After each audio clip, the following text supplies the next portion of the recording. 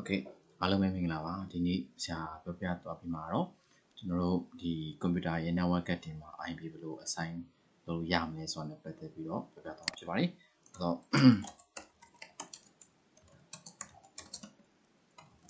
Okay IP address ကို assign လုပ်တာနဲ့ပတ်သက်ပြီးပြောပြသွားမှာဖြစ်ပါတယ်အရင်ဆုံးဆရာကဘာလုပ်ပြရမလဲဆိုတော့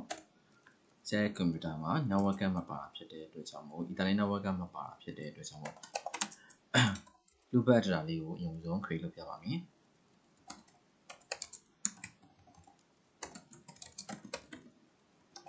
Microsoft loop data လေးကို create လုပ်ပြမှာဖြစ်ပါအဲ့တော့ Microsoft loop data ကိုပြန်နဲ့တွားပြီးတော့ create လုပ်လို့ရမယ်လို့ပြောရင် device manager ဖြစ်ပါတယ် run box ကနေကျွန်တော်တို့ device manager တွေကနေတွားပြီးတော့မှ create လုပ်ရပါတယ်အရင်ဆုံးဆရာကဒီ Microsoft loop data လေးကို create လုပ်ပြီးမှ IP assign လုပ်တာလေးကိုပြပြပါမယ် Okay အဲ့တော့ device manager ကိုတွားပြီးတော့မှ loop data လေးကိုအရင်ဆုံးဆရာက create လုပ်ပြပါမယ် Okay အဲ့ဆိုရင်ဆရာကဒီမှာဆရာရဲ့ကွန်ပျူတာမှာ device manager ကိုခေါ်လိုက်တယ် device manager မှာအရင်ဆုံးအပေါ်ဆုံးမှာဆရာရဲ့ကွန်ပျူတာ name လေးရှိရင်သူ select မှတ်ပြီးတော့ action ကနေတွားမှာဖြစ်ပါ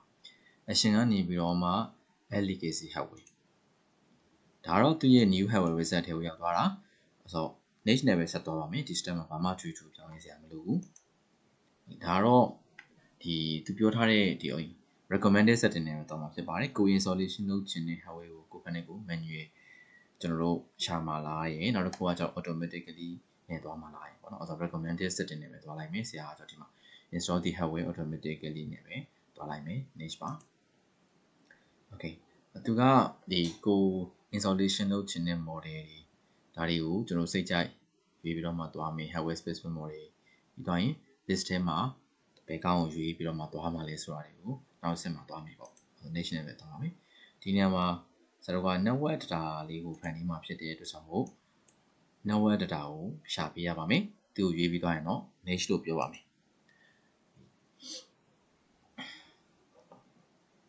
Okay အမှဒီနေရာမှာဆရာတို့ကနှစ်ခုတွေ့ရမယ်ပေါ့ manufacturer ရင် model ပေါ့ manufacturer ဘက်မှာတော့ဆရာတို့ကဒီဘာကိုရွေးပေးရမလဲဆိုတော့ Microsoft ပေါ့ Microsoft loop data လေးကိုဖန်တီးမှာဖြစ်တဲ့အတွက်ကြောင့် Okay တခြားဒီမှာ Broadcom တို့ Intel တို့ပေါ့နော်ဒီလို company တွေရှိပါတယ်ဒီမှာ Microsoft တွေမှာဖြစ်ပါ Realtek Astro စရှိတယ် model ဘက်မှာတော့ဆရာတို့ကဘာကိုရွေးပေးရမလဲဆိုတော့ Microsoft KM Test loop data ဆိုတဲ့ကောင်လေးကိုရွေးပေးမှာဖြစ်ပါတယ်သူ့ကိုရွေးပြီးသွားရင်တော့ next Okay ပြီးသွားရင်တော့ install လုပ်မှာဖြစ်တဲ့အတွက်ကြောင့်မို့ next နဲ့ဆက်သွားမယ်ဒါဆိုစပြီး install လုပ် Okay အဲဆိုရင်ဒါကတော့ install လုပ်တဲ့ broadcast ပြီးသွားဖြစ်တဲ့အတွက်ကြောင့်မို့ finish လို့ပြောမယ်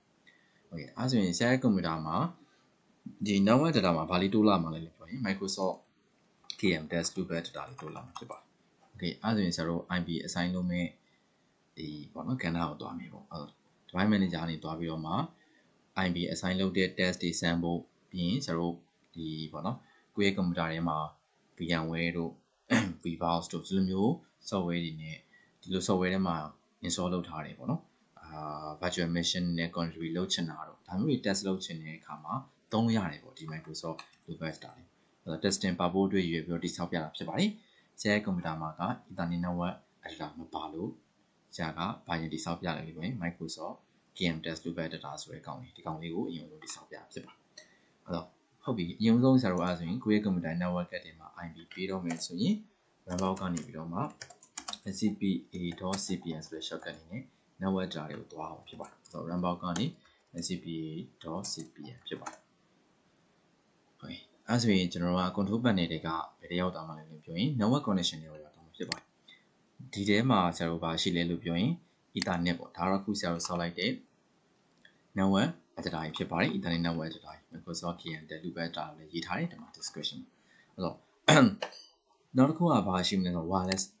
ဒါတော့ဆရာခုလေးရှိသုံးနေတဲ့ wireless network ဖြစ်ပါတယ်ဆရာရဲ့ကွန်ပျူတာမှာ Ethernet network ကမပါဘူး wireless NIC ပဲပါတာဖြစ်တယ်အဲ့ဒါကြောင့်မို့ဆရာကဒီကောင်လေးကိုတိဆောက်ပြီးတော့မှ IP ပေးတဲ့ test တွေပါလုပ်ပြမှာဖြစ်ပါတယ်ဒါတော့ဆရာရဲ့ကွန်ပျူတာမှာ VMware workstation software ထည့်ထားတာဖြစ်တဲ့အတွက်ကြောင့်မို့အဲ့ဒီ VMware software ကနေ create လုပ်သွားတဲ့ network data နှစ်ခုဖြစ်ပါတယ်ဆရာတို့က IP assign လုပ်တဲ့ကိစ္စတွေစမ်းတဲ့ခါကျရင်ဒီမှာပဲ assign ဖြစ်ပါတယ် VMware ထဲမှာရှိတဲ့ machine တွေနဲ့ connection ရမြ test လုပ်ခြင်းတဲ့အခါမျိုးတွေမှာလေဒီကောင်ကိုတောင်းလို့ရတယ် IP assign လုပ်တဲ့ကိစ္စတွေပါ test လုပ်ခြင်းတဲ့အခါမှာလေဒီကောင်လေးနဲ့ဆန်လို့ရတယ်ပေါ့အဲ့ဒီရွေးပြီးတော့မှ test နဲ့ပါဖို့အတွက်ဆရာကဒီ Ethernet လို့ခေါ်တဲ့ Microsoft KNW ဘတ်တာလေးကိုတိစောက်ပြတယ်ပြီးတော့ဒီ network ကတ်လေးမှာ IP assign လုပ်ပြမှာဖြစ်ပါတယ်ဒီနေရာမှာပါလုပ်လို့ရတယ်ပေါ့ network ကတ်တွေကို enable disable လုပ်တဲ့ကိစ္စတွေပြီးတော့ IP assign လုပ်ခြင်းတဲ့ကိစ္စတွေ IP setting တွေကို update ထားခြင်းတဲ့ကိစ္စတွေပေါ့ network ကတ်နဲ့ပတ်သက်ပြီးတော့ management လုပ်ခြင်းတဲ့အခါမျိုးကြရင်ဒီနေရာမှာလာလုပ်ရမှာဖြစ်ပါတယ်ဒီနေရာကိုတွားခြင်းနဲ့ဆိုတော့ဆွမ်းနာရေးပြခဲ့တဲ့ run box ကနေ ncp.cpn ဆိုတဲ့ shortcut လေးနဲ့ဝင်ပေးရမှာဖြစ်ပါတယ် okay အဲ့ဒါဆိုစပြီးတော့ IP assign လုပ်ပြပါမယ်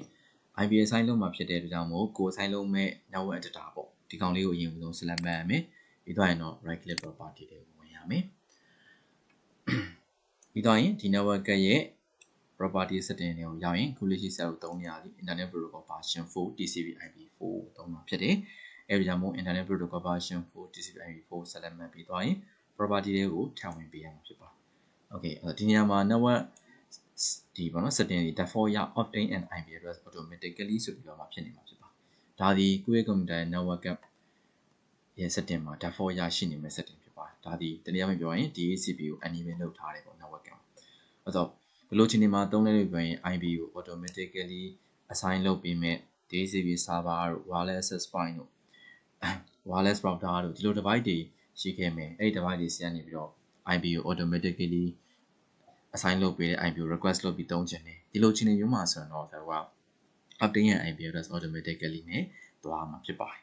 နောက်တစ်ခုကတော့ manual assign လုပ်ချင်တယ်သူတွေပေါ့ statically ရ IP address တွေကိုကိုယ့်ရဲ့ computer ရဲ့ network မှာစိတ်ကြိုက်ပြီးတော့မှသုံးချင်တယ်ဆိုရင် use the following IP address နဲ့သွားမှာဖြစ်ပါတယ်အဲ့တော့ဒီမှာဆိုတော့ကိုပေးမဲ့ IP address တွေကိုပထမဆုံး box ထဲမှာရိုက်ထည့်ရမှာဖြစ်ပါတယ် IP address တွေ box တွေ 192.168 ဆရာတို့ class C IP address ပေးလိုက်မှာဖြစ်ပါတယ်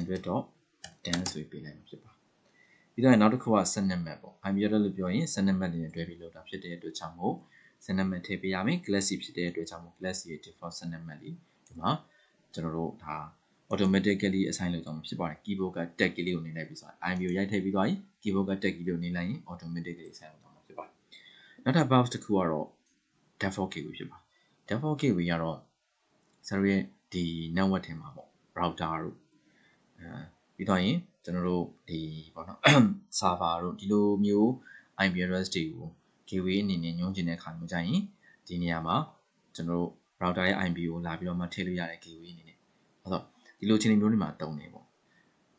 same network ပေါ့နော် local network တစ်ခုထဲမှာဆိုတော့ gateway address တွေထည့်စရာမလိုဘူး different network တွေနဲ့ connectivity လုပ်ချင်တဲ့အခါမှာတော့ကိုယ့်ရဲ့ network ထဲမှာရှိတဲ့ router ရဲ့ IP address တွေကိုဒီမှာလာပြီးတော့မှ assign လုပ်ပေးရမှာဖြစ်ပါတယ်A7 အနေနဲ့ထည့်ပြပါမယ် 192.168.100.254 ဆိုပြီးတော့မှဆရာက A7 ထည့်ပြပါဖြစ်ပါတယ်ဒါကတော့ကိုယ့်ရဲ့ network ထဲမှာ default gateway အနေနဲ့ပေးထားတဲ့ router တို့ဘာလို့ရှိမယ်ဆိုရင် router မှာပေးထားတဲ့ IP address ကိုကိုယ့်ရဲ့ဒီ network ထဲမှာ gateway အနေနဲ့ညွှန်းပေးတာမျိုးဒီလိုညွှန်းပေးရမှာဖြစ်ပါတယ်ဒါမှသာလျှင် different network တွေစီကိုသွားလို့ရမှာဖြစ်ပါတယ်ကိုယ့်ရဲ့ network ထဲက computer တွေကနောက်တစ်ခုကတော့ DNS server DNS ကတော့ကျွန်တော်တို့ network ထဲမှာ DNS လိုမျိုးတခြား server တွေရှိခဲ့မယ်ဆိုရင်အဲ့ဒီ server ရဲ့ IP address ကိုလာထည့်ရမှာဖြစ်ပါတယ်တကယ်လို့မရှိခဲ့ဘူးဆိုတော့ကျွန်တော်မထည့်ခဲ့လည်းရတယ်ဒါမှမဟုတ်ရင် public DNS server ထည့်လို့ရတယ်ပေါ့ Google ဆိုရင် Google ရဲ့ DNS တို့ Cloudflare ဆိုရင် Cloudflare ရဲ့ DNS တို့ဒါမျိုးကျွန်တော် public DNS address တွေကိုညွှန်းပေးခဲ့လို့ရပါတယ် Google ဆိုရင်8လေးလုံးပေါ့ Cloudflare ဆိုရင်1လေးလုံးပေါ့Quad9 ဆိုရင်9လေးလုံးပေါ့စသဖြင့်ဒီလိုမျိုး IP address တွေကိုညွှန်းခဲ့လို့ရတယ်ပေါ့တကယ်လို့ကိုယ့် network ထဲမှာ DNS server မျိုးတခြားထားပြီးတော့မှတုံထားရဲဆိုတော့အဲ့ဒီ DNS server အနေနဲ့ထားတုံးတဲ့ server ရဲ့ IP address ကိုဒီနေရာမှာလာထည့်ပေးရမှာဖြစ်ပါတယ် Okay အားလုံးပြီးသွားရင်တော့ဒီမှာ Okay နဲ့ထွက်ပေးရမှာဖြစ်ပါတယ်ပြီးသွားရင် close ပါအဲ့ဒါဆိုရင်ဆရာတို့ကဒီမှာသွားပြီးတော့statically ရ manual ပေါ့ဒီရပြောရ static IP address တစ်ခုသွားပေးလိုက်တယ် manual သွားပြီးတော့မှ IP address တစ်ခုကို assign လုပ်ထားဖြစ်ပါတယ်ကို assign လုပ်ထားတဲ့ IP address ကြာမကြာဆိုတာကိုပြန်ပြီးတော့မှ test လုပ်ရမယ် run box ကနေ cmd ထဲမှာ IP config နဲ့ဆက်လို့ရပါတယ်အဲဆိုရင် ethernet ပေါ့ဆရာခုလေးရှိ ethernet ဆိုတဲ့ network တာလေးမှာ assign လုပ်ပြထားတယ်ပေါ့ IP address လေးတစ်ခုအဲ့တော့ဒီမှာဆိုရင် IPv4 address နေရာမှာဆရာပေးခဲ့တဲ့ 100.10 sentiment နေရာမှာ Glacier default sentiment default gateway ထည့်ခဲ့တာဖြစ်တဲ့အတွက်ကြောင့်မို့ 100.254 ဒီ network data တွေမှာပေးထားတဲ့ IP address တွေနဲ့ပတ်သက်တဲ့ information ပြည့်စုံနေပြီးတော့ physical address တွေဒါတွေကိုကြည့်ချင်တယ်ဆိုတော့ IP config တစ်ခုနဲ့ကြည့်လို့မရဘူး IP config spacelet all ဆိုတဲ့ command နဲ့ဒါကြည့်ပေးရမှာဖြစ်ပါတယ်အဲ့တော့ IP config spacelet all ဆိုပြီးတော့မှရိုက်လိုက်ရင် detail ပေါ့နော် network attack ရဲ့ information တွေကို detail ပြပေးမှာဖြစ်ပါတယ် Ethernet data ဒီမှာဆို description မှာ zero fan နေထားတဲ့ loopback data သူရဲ့ MAC address DHCP ကို no လို့ပေါ်နေမှာဖြစ်ပါတယ်ဘာဖြစ်လို့ no လို့ပေါ်ရလဲဆိုရင်ဆရာတို့က update မထားခဲ့ဘူး user following နဲ့တွားပြီးတော့မှ IP ကိုကျွန်တော်စိတ်ကြိုက် assign လုပ်ခဲ့တာဖြစ်ပါတယ်ဒီ address လေးကိုပေးထားတယ် prefer လို့ရေးထားတယ်ဒါကတော့သူရဲ့သက်ဆိုင်ရာ default sentiment default gateway ဆရာတို့ထည့်ခဲ့တဲ့ IP address ပြီးရင်ဆရာတို့ DNS server IP လေးကို Google ရဲ့ public DNS server IP လေးထည့်ခဲ့တဲ့ shit လေးတော့ဒီလိုမျိုးဆရာတို့တွားပြီးတော့မှtest လုပ်ပြရမှာဖြစ်ပါတယ်တခြား network တွေ information တွေလည်းကြည့်လို့ရပါတယ်အခုလက်ရှိဆရာဆိုရင် Wi-Fi ပေါ့နော် Wi-Fi ချိန်သုံးထားတယ် wireless gap ပဲပါတာဖြစ်တဲ့အတွက်ကြောင့် wireless gap ရဲ့ information ကိုကြည့်ချင်တယ်ဆိုရင် wireless LAN adapter Wi-Fi လို့အောက်လေးမှာပေါ်နေအဲ့ကောင်မှာတွားကြည့်အောင်ဖြစ်ပါတယ်ဆိုတော့ဆရာရဲ့ computer ရဲ့ wireless gap လေးကိုဆရာဒီဘာမှချိတ်ဆက်ပြီးတုံးထားတဲ့ network ထဲမှာရှိတဲ့ wireless router access point ဒီလို device တွေကနေပြီးတော့မှ automatically assign လုပ်ထားတဲ့ IP address လေးရှိတယ် dynamic IP ဒီ IP လေးနဲ့ assign လုပ်ထားဖြစ်ပါတယ်သူရဲ့ sentiment ပြီးတော့ရင်ဒီမှာ DNS server ရဲ့ IP ပြီးတော့ရင် default gateway IP ပေါ့ဒါတွေကိုအကုန်လုံးတနေရာထဲမှာကြည့်လို့ရပါတယ် okay အဲ့ဆိုရင်အားလုံးလိုက်လို့အဆင်ပြေမယ်လို့ထင်ပါတယ်ဒီနေ့ဆရာပြပြသွားတာကတော့ network တစ်ခုမှာ manual ရဲ့ IP address တစ်ခုကိုဘယ်လို assign လုပ်လို့ရမလဲပေါ့ statically ဘယ်လိုတွားပြလို့ရမလဲဆိုတော့ပတ်သက်ပြီးတော့ဆရာကပြပြသွားဖြစ်ပါတယ်အားလုံးကိုကျေးဇူးတင်ပါတယ်